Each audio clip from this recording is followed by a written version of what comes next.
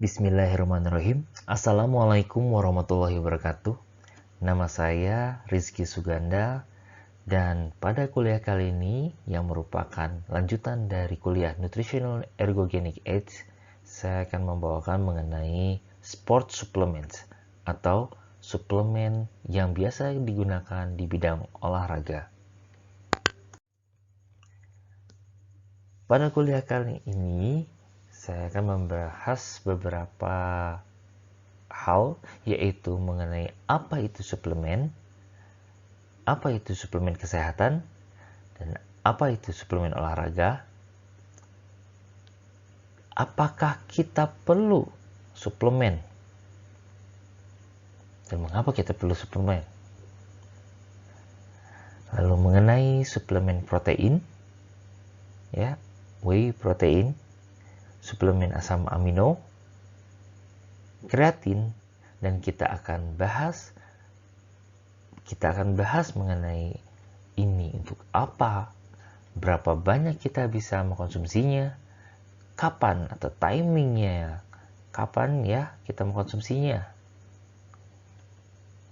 Mari kita lanjut ke diskusi berikutnya. Suplemen adalah nutrisi yang digunakan untuk melengkapi makanan, terdiri dari satu atau lebih bahan yang dapat berupa vitamin, mineral, herbal atau tumbuhan, asam amino, serta zat-zat yang digunakan untuk meningkatkan angka kecukupan gizi. Suplemen umumnya diproduksi secara mekanik, yaitu di pabrik. Suplemen kesehatan menurut Peraturan Badan Pengawas Obat dan Makanan Nomor 17 Tahun 2019 tentang persyaratan mutu suplemen kesehatan. Suplemen kesehatan ini adalah produk yang dimaksudkan untuk melengkapi kebutuhan zat gizi, memelihara, meningkatkan, dan atau memperbaiki fungsi kesehatan, mempunyai nilai gizi dan atau efek fisiologis, mengandung satu atau lebih bahan berupa vitamin, mineral, asam amino, dan atau bahan lain bukan tumbuhan yang dapat dikombinasi dengan tumbuhan. Suplemen olahraga adalah pil, bubuk, atau minuman yang digunakan untuk membentuk otot, menurunkan berat badan, atau meningkatkan daya tahan tubuh yang berhubungan dengan olahraga. Nah, sekarang, perlukah kita mengkonsumsi suplemen? Bagaimana pendapat Anda? Setiap hari, tubuh kita itu memerlukan asupan nutrisi yang cukup biar bisa menjalankan fungsinya dengan baik. Nah, nutrisi ini bisa kita dapatkan dari mana? Dari makanan, sayuran, buah-buahan. Kalau misalnya tubuh kita sudah terpenuhi haknya dengan baik dari makanan, dari sayur-sayuran, dari buah-buahan, kita nggak perlu suplemen. Di dunia yang ideal, di dunia impian, kita nggak butuh suplemen. Makanan yang sudah tersedia dengan vitamin dan mineral yang kita butuhkan sudah ada. Tapi kita nggak tinggal di dunia ideal, nggak tinggal di dunia impian. Tidak semua orang dapat mengkonsumsi makanan, sayuran, buah-buahan dengan baik. Entah masalah ekonomi, masalah persediaannya, masalah untuk mendapatkannya, ditambah polusi lingkungan, stres, penuaan, dan emang defisiensi karena tinggal di suatu tempat yang contohnya daerah yang kurang matahari. Jadi defisiensi vitamin D. Jadi perlu suplementasi vitamin D. Serta apalagi? Berolahraga. Berolahraga bikin tubuh kita membutuhkan asupan lebih membutuhkan asupan tambahan. Ingat, suplemen vitamin dan mineral bukan merupakan pengganti dari makan sehat ataupun olahraga. Ya, bukan pengganti tapi add-on atau suplementasi tambahan kalau kekurangan. Selalu konsultasikan terlebih dahulu kepada ahlinya sebelum mengkonsumsi suplemen apapun. Kenapa? Karena takutnya kita kelebihan. Misalnya, pengen memperbesar massa otot, udahlah kita makan aja 200 gram sehari, 200 gram protein. Sesuai enggak? Kita sebenarnya butuhnya berapa sih untuk mencukupi kebutuhan sehari-hari? Lalu untuk memperbesar berapa sih? Nah, seperti itu. Kalau kelebihan, apakah ada ininya? Ada, gitu ya. Ada side effect-nya. Oke. Oke. Kita masuk ke suplemen yang pertama, yaitu whey protein. Whey protein adalah protein yang terdapat di dalam whey, yaitu sisa susu yang dihasilkan dalam produksi keju. Ya, whey ini ditemukan pada susu dan produk olahannya yaitu keju ya. Namun selain dari kedua makanan itu, jenis protein ini juga tersedia dalam bentuk suplemen bubuk seperti protein shake.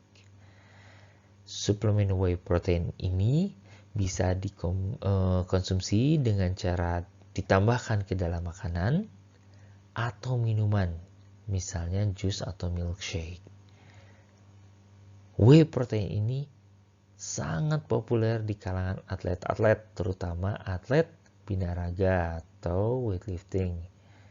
Karena whey protein ini salah satu fungsinya adalah untuk memaksimalkan pembentukan dan pertumbuhan otot. Nah, whey protein ini sebenarnya untuk apa sih? Pertama, dapat meningkatkan massa dan kekuatan otot. Protein atau asam amino merupakan bahan dasar untuk menyusun apa? Menyusun sel dan jaringan tubuh. Misalnya, jaringan tendon, kulit, dan organ. Protein, termasuk whey protein ini, juga merupakan jenis nutrisi yang berperan dalam meningkatkan kekuatan dan massa jaringan otot. Oleh karena itu, protein ini cukup populer dikonsumsi oleh orang yang ingin membentuk massa otot tubuhnya. Selain mengkonsumsi whey protein, kita juga tetap perlu konsumsi makanan yang kaya protein. Seperti apa? Seperti telur, ikan salmon, ikan tuna dan sebagainya ya. Daging, baik itu daging sapi atau daging ayam, serta protein nabati, yaitu tahu dan tempe ya. Untuk apa? Untuk mencukupi kebutuhan protein sehari-hari. Lalu apa lagi? Untuk menambah berat badan. Whey protein ini merupakan jenis protein atau jenis nutrisi yang juga dapat mendukung peningkatan berat badan melalui pembentukan massa otot. Beberapa faktor dan kondisi seperti penuaan ya, aging, kurang gizi, atau sakit berat ini dapat menyebabkan jaringan ototnya menyusut.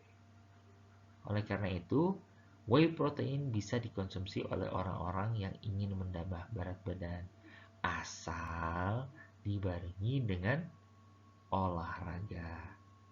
Kalau minum whey saja tanpa olahraga, jadinya ya sama seperti halnya protein lain. Kalau tanpa olahraga nanti kembali lagi jadi bisa menjadi lemak ya, seperti di perkuliahan waktu di tingkat pertama. Selain itu ya, seseorang yang memiliki penyakit kronis seperti HIV atau AIDS dan sulit menambah berat badan dapat mengkonsumsi whey protein untuk meningkatkan berat badan. Namun, hal ini tentunya perlu diimbangi dengan olahraga seperti yang tadi saya bilang. Terutama olahraganya apa? Olahraganya olahraga strength training, olahraga resistance training atau weight lifting. Itu. Nah, kalau misalnya ada yang bilang kalau whey bisa digunakan untuk weight loss nggak? Bisa. Biasanya orang yang lagi program menurunkan berat badan itu asupan proteinnya kurang, sehingga kita bisa mensuplementasi asupan protein dari whey begitu. Kemudian juga yang merasa dengan whey itu metabolismenya lebih cepat. Oke, teman, kita akan membahas itu lebih jauh. Kita akan mencari lagi ininya ya, penelitiannya. Yang ketiga, mempercepat penyembuhan luka. Setiap harinya, tubuh memerlukan protein guna membangun, memelihara, dan memperbaiki jaringan tubuh yang rusak. Ketika sedang mengalami luka atau infeksi, tubuh memerlukan cukup kalori dan nutrisi, khususnya protein untuk membantu penyembuhan luka. Jadi, tidak ada salahnya kalau kita mengkonsumsi whey protein sebagai suplemen nutrisi harian. Kita dapat mengkonsumsi whey protein tanpa rasa, ya, bisa juga dicampur dengan perasa makanan. Fungsi atau manfaat lainnya apalagi? Itu memperkuat daya tahan tubuh. Protein, ya, protein. Kalian sudah belajar mengenai protein, ya, termasuk yang dari whey ini akan diolah menjadi asam amino di dalam tubuh. Nah, zat ini berperan penting dalam pembentukan daya tahan tubuh yang kuat. Kalau misalnya daya tahan tubuh kuat, tubuh akan lebih mampu melawan serangan, ya, kuman, virus, penyebab penyakit, ya. Tuh. Yang kelima, itu dapat mengurangi kolesterol dan tekanan darah. Ya, beberapa riset menunjukkan kalau mengkonsumsi whey protein secara rutin dapat mengurangi kolesterol dan trigliserida serta tekanan darah. Dan manfaat whey protein ini baik untuk menjaga kesehatan organ-organ penting tubuh seperti otak dan jantung. Tapi ya, perlu penelitian mengenai efektivitas dan manfaat whey protein ini lebih lanjut. Ya, siapa tahu di antara kalian ada yang ingin meneliti mengenai whey protein. Nah, berapa banyak protein yang kita butuhkan untuk sehari-hari? Menurut rekomendasi ya, recommended dietary allowance itu 0,8 gram per kilogram berat badan. Itu sudah cukup memenuhi kebutuhan protein sehari-hari. Atau kalian waktu ketika di tingkat pertama 0,8 sampai 1 gram per kilogram berat badan, atau 10 sampai 20% dari kebutuhan kalori harian tiap hari, ya. Tapi ini untuk yang sedentari sebenarnya hitungannya. Jadi kalau misalnya sedentary, terus kalian berat badannya adalah 60 kg, kita kalikan 1, berarti 60 gram kebutuhan proteinnya untuk mencukupi kebutuhan proteinnya sehari-hari. Bagaimana dengan yang olahraga? Bagaimana dengan yang aktif? International Society of Sport Nutrition itu menyatakan kebutuhan protein itu di 1,4 sampai 2 gram per kilogram berat badan. Nah, tapi itu range-nya terlalu luas ya. Dibagi lagi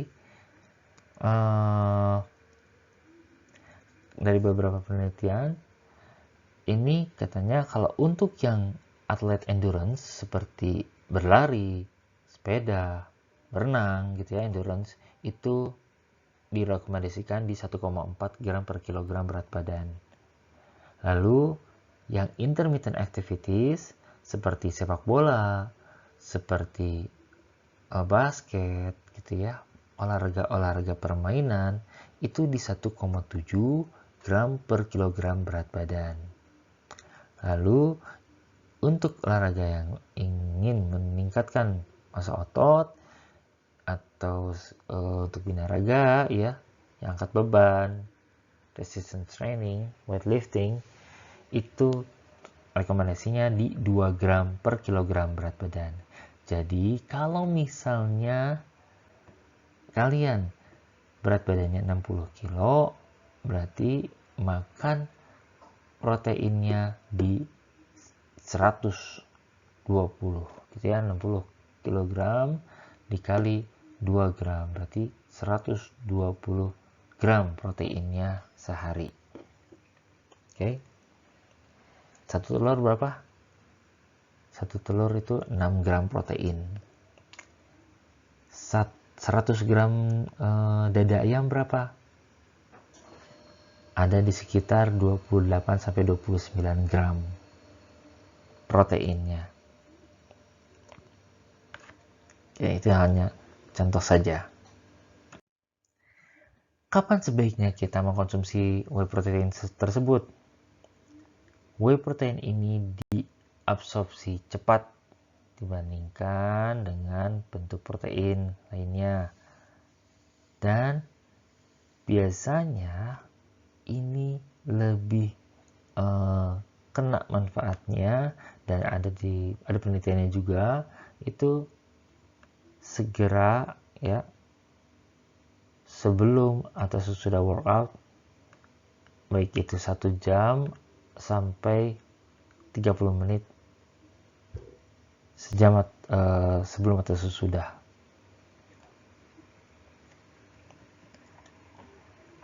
Kalau misalnya pakai protein ini sebagai untuk ketika kita mau puasa, jangan pakai yang ini karena ini less useful before longer fast. Jadi kalau kita mau puasa, kalau pakai ini nanti cepat lapar karena kan cepat diserap. Jadi baiknya kalau pengen puasa, proteinnya dari makanan aja, dari whole food. Ada 3 tipe dari whey protein, yaitu yang concentrate, kedua yang isolates, dan ada yang hydrolysates atau hidrolisat gitu ya. Yang concentrate, yang whey concentrate ini adalah bentuk yang protein dasar ya, yang bisa ditemukan dalam bentuk suplemen. Harganya murah, relatif murah, lebih murah daripada yang lain. Dan protein jenis ini sangat baik digunakan bagi pemula sebagai protein tambahan tanpa membuat peningkatan berat badan dan membuat kurus. Isinya 70% sampai 80% protein. Tuh. Whey concentrate dapat digunakan baik sebelum dan setelah latihan, dan juga dapat digunakan sebagai snack setelah makan. Cuman protein ini ya nggak dianjurkan digunakan pada malam hari gitu, karena takutnya cepat lapar. Whey isolate adalah salah satu protein yang sangat cepat diserap, tetapi tidak yang tercepat. Seseorang yang menemukan sumber protein ini dengan harga yang lebih mahal dibandingkan whey concentrate emang lebih mahal. Di protein ini no fat ya, dan gak ada laktosnya. Jadi sangat baik buat yang punya lactose intolerance. Protein ini juga biasanya digunakan untuk orang-orang yang lagi diet low karbo atau diet rendah karbohidrat. Persentase proteinnya lebih tinggi dibandingkan yang konsentrat, yaitu sekitar 90-95%.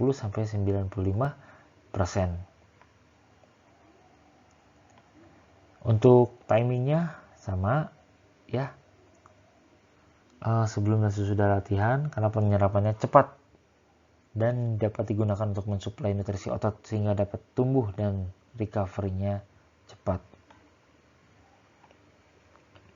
Nih, isolate. Kalau yang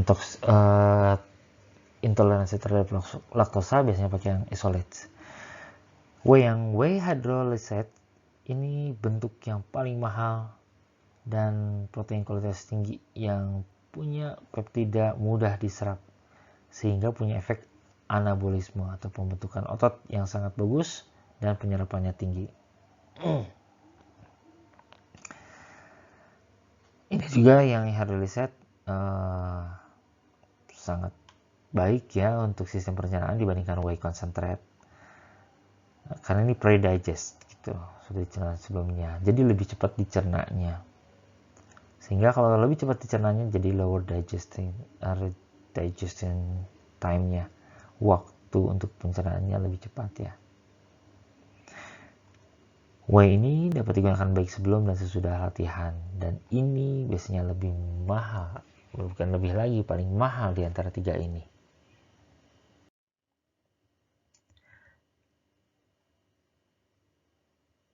Oke, ini dari Michael Jordan ya.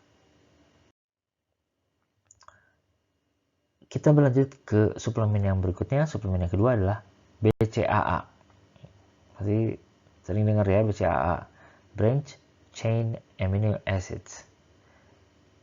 Branch Chain Amino Acids ini adalah jenis asam amino esensial yang terdiri dari leucin, isoleucin, dan valin.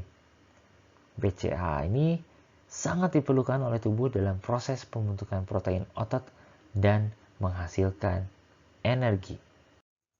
Nah, untuk apa BCAA ini? Yang pertama adalah meningkatkan massa otot. Salah satu manfaat BCAA yang paling terkenal adalah mampu meningkatkan pertumbuhan otot.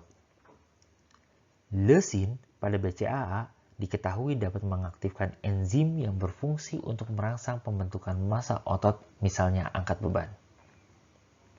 Apalagi benefitnya? Yang kedua adalah mengurangi nyeri otot. Nyeri otot setelah olahraga sering banget. Apalagi kalau misalnya kita mencoba jenis olahraga baru atau baru olahraga lagi setelah vakum sekian lama.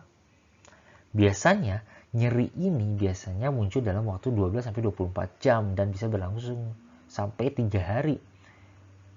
Beberapa penelitian menunjukkan bahwa mengkonsumsi BCAA melalui makanan atau suplemen sebelum berolahraga terbukti dapat membantu mengurangi nyeri otot setelah olahraga dan mencegah kerusakan pada otot yang dilatih. Ketiga, mengurangi kelelahan selama olahraga. Selain membantu mengurangi nyeri otot, BCAA juga dapat membantu mengurangi kelelahan fisik dan mental selama olahraga, terutama bagi orang yang jarang melakukannya. Asam amino ini bekerja dengan cara mengurangi produksi serotonin, zat kimia di otak yang memberikan sinyal lelah selama Anda berolahraga. Yang keempat, itu mencegah atrofi otot. Manfaat BCAA ini membantu mencegah atrofi otot atau pengecilan massa otot. Biasanya terjadi itu kenapa? Karena kekurangan gizi pada penyakit-penyakit tertentu ya, yang mual dan nafsu makan itu seperti kanker, infeksi kronis, dan juga akibat penuaan. Otot terdiri dari protein yang terdiri dari berbagai macam asam amino. Pada manusia, 35% asam amino yang ada pada otot adalah BCAA. 35%. Jadi konsumsi BCAA dapat berperan besar dalam mencegah atau setidaknya memperlambat pengecilan massa otot. Kelima, mengurangi risiko terjadinya komplikasi akibat penyakit hati. Manfaat BCAA dalam mengurangi risiko terjadinya komplikasi pada sirosis, yaitu penyakit hati dengan komplikasi yang seringkali fatal ya, udah banyak penelitiannya. Jadi, kapan mengonsumsi BCAA tersebut? Kita dapat mengonsumsinya 5-10 gram sebelum workout, sebelum latihan olahraga, ya, sebelum olahraga. Break your fast after your training and get some additional protein. Oke. Jadi di sini maksudnya adalah buka puasa setelah kamu training, setelah kamu olahraga, lalu dapatkanlah protein tambahan. Ya. Untuk protein ini, ya, tambahan protein ini tetap mayoritas dari apa yang kita makan hari itu harus lebih banyak dari whole food, harus banyak dari makanan. Jangan sampai semuanya dari suplemen, dari shake gitu ya. Paling kalau dari suplementasi itu 1/3 sampai setengahnya maksimum. Jadi kalau misalnya kebutuhan kalori atau kebutuhan protein kita seharinya adalah 100 gram protein, bukan 100 gram daging gitu ya ditimbang, bukan, ini 100 gram protein, maka sepertiganya sampai setengah, maksimal 30-50 itu bisa dari shake. Dan shake yang whey protein itu setahu saya banyak dijual antara 20-25 gram satu saset ya. Jadi kalau misalnya 2 saset sehari itu udah 50. Jadi cukup maksimal, jangan lebih dari 2 saset. Begitu ya.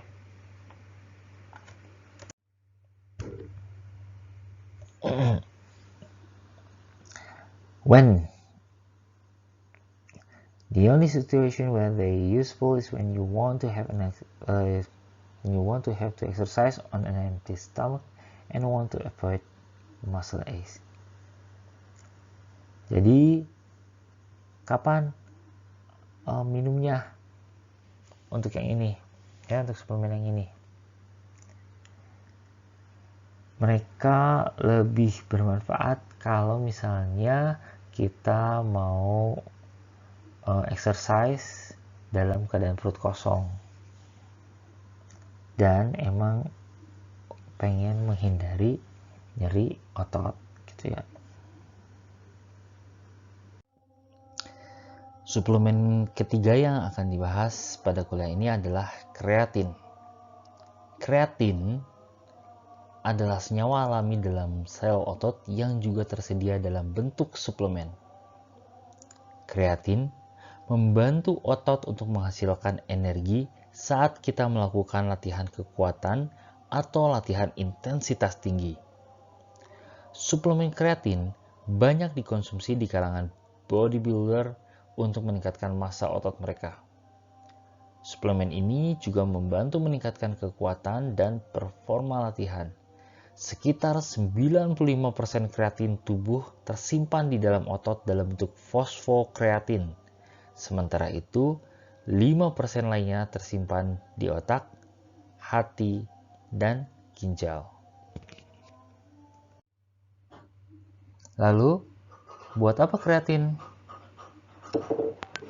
Suplemen ini mempunyai beberapa manfaat. Yang pertama, membantu sel otot menghasilkan lebih banyak energi. Nah, penelitian menunjukkan bahwa suplemen kreatin membantu meningkatkan penyimpanan fosfokreatin di otot. Suplemen kreatin meningkatkan fosfokreatin yang kemudian nantinya membantu tubuh meningkatkan molekul tinggi energi yang disebut dengan ATP atau adenosin trifosfat.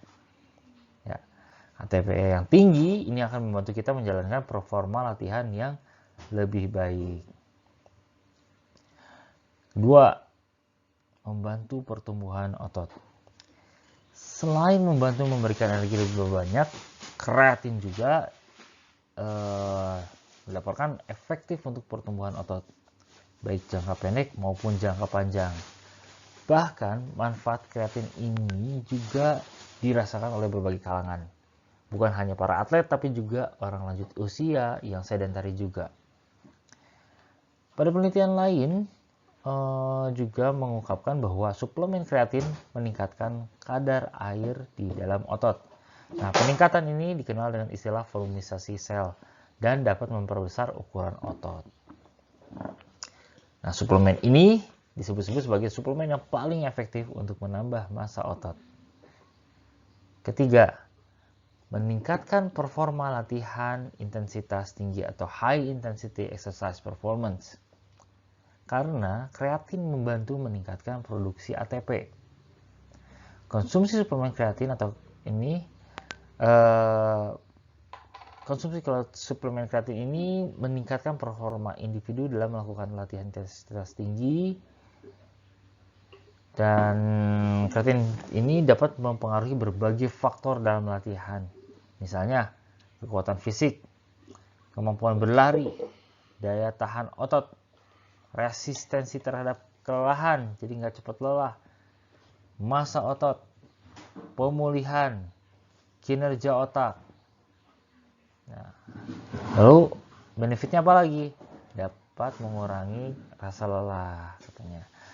Beberapa studi mengaitkan manfaat suplemen kreatin dengan penurunan rasa lelah. Misalnya dari sebuah penelitian yang dimuat dalam Journal of International Society of Sport Nutrition menunjukkan bahwa kreatin dapat mengurangi rasa lelah pada atlet yang melakukan tes sepeda.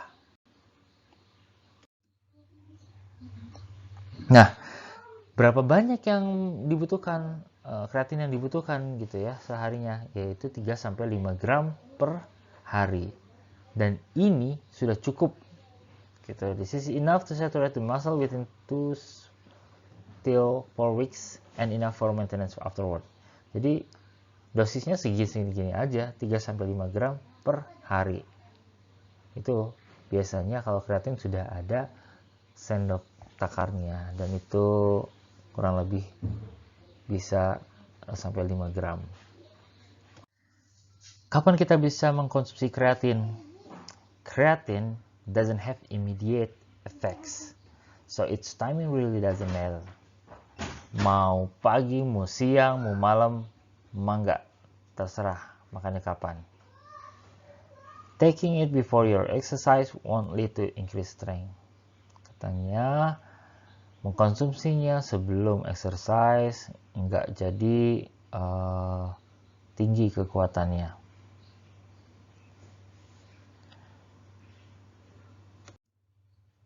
Baik, cukup sekian kuliah dari untuk mengenai topik suplemen sport. Jika ada pertanyaan bisa dikirim ke rizkyusgana@unisba.ac.id atau melalui kolom komentar ataupun ke forum. Terima kasih kembali atas perhatiannya. Wabillahi taufiq wal hidayah. Wassalamualaikum warahmatullahi wabarakatuh.